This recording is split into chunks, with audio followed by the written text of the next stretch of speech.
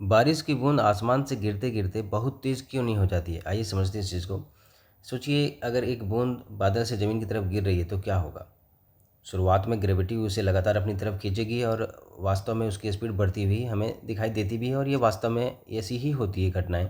लेकिन जैसे जैसे बूंद की जो स्पीड है वो तेज़ होगी, हवा का रेजिस्टेंस यानी कि ड्रैग भी बढ़ता चला जाएगा।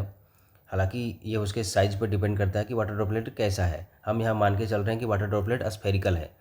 जैसे जैसे साइज बड़ा होगा, उसका जो स्फेरिकल नेचर है वो डिस्टॉर्ट होता चला जाएगा।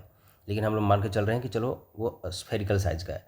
अब एक समय ऐसा आता है जब हवा का जो ड्रैग है, बूंद पर लगने वाली जो प्रभावी इफेक्टिव इलेक्ट ग्रेविटेशनल फोर्स है, उसको पूरी तरह से बैलेंस कर देती है। अब बूंद पर नेट फोर्स लगभग जीरो हो जाता है, इसलिए उसकी एक्सेलरेशन भी लगभग जीरो हो जाती है, और लगभग कांस्टेंट स्पीड के साथ जो वर्षा की बूंदें हैं वो गिरने लगती हैं। इसी कांस्टेंट स्पीड को टर्मिनल वेलोसिटी कहते हैं। लेकिन ध्यान देने वाली बात है कि टर्मिनल स्पीड हम उन्हीं वर्षा की बूंदों पर अप्लाई करेंगे जिसका शेप स्फेरिकल हो। बहुत सारे वैज्ञानिकों ने भी अलग अलग एक्सपेरिमेंट किए और टर्मिनल वेलोसिटी को फाइंड आउट करने की कोशिश की है। जैसे कि गन एंड किंजर ने 1949 में 1500 से अधिक वाटर ड्रॉपलेट्स के मेजरमेंट से अलग अलग आकार की बूंदों की टर्मिनल वेलोसिटीज़ को फाइंड आउट किया था।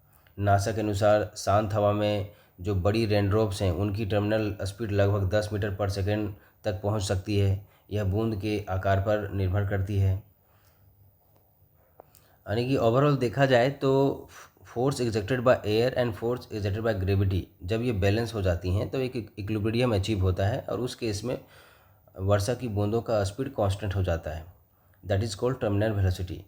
और यह वेलोसिटी सिर्फ ग्रेविटी तय नहीं कर रही है, जहाँ तक हम लोग देख पा रहे हैं। यह एयर रेजिस्टेंस और ग्रेविटी दोनों के बीच का बैलेंस ही तय कर पाता है कि मैक्सिमम जो फॉलिंग स्पीड है वो कहाँ तक हो जा सकता है किसी भी वर्षा की बूंदों का। यानी कि फॉलिंग स्पीड को ये दोनों ही फोर्स ने लिमिट करके रख दिया है। Thank you.